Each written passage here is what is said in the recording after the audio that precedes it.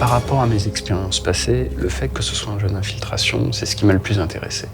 Parce que je n'ai jamais travaillé sur un jeu d'infiltration et que je suis un fan du genre.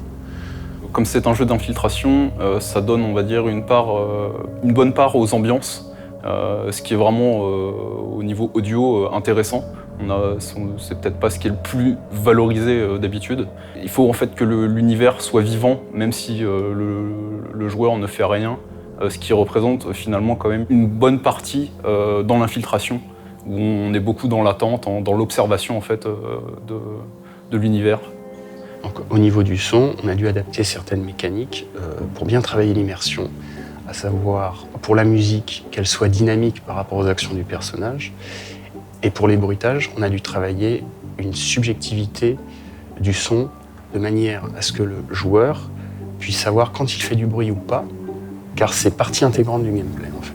J'ai essentiellement produit en fait des sons pour le jeu, pas mal de sons justement d'ambiance pour les niveaux, pour quelques sons pour les animes des personnages.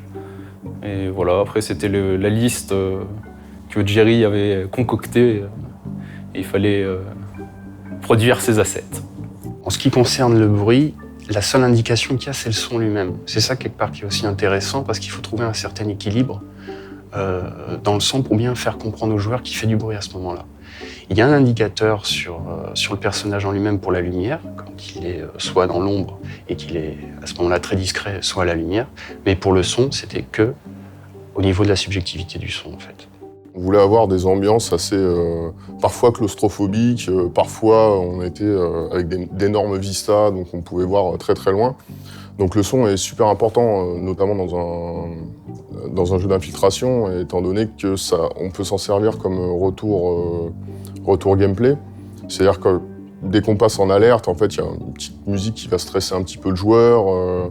Et ça, c'est vachement important, en fait. On a aussi les battements cardiaques, en fait, quand on s'approche d'un ennemi, quand on rentre dans une zone de détection. Ça peut être en haut, en dessous, ça peut être dans tous les sens. L'occlusion permet vraiment de pouvoir situer, rien qu'à l'oreille, où se trouvent tes ennemis. The heart of the tree is over there, and by your life you're gonna find some way to steal it. Because you're not leaving the tower without it.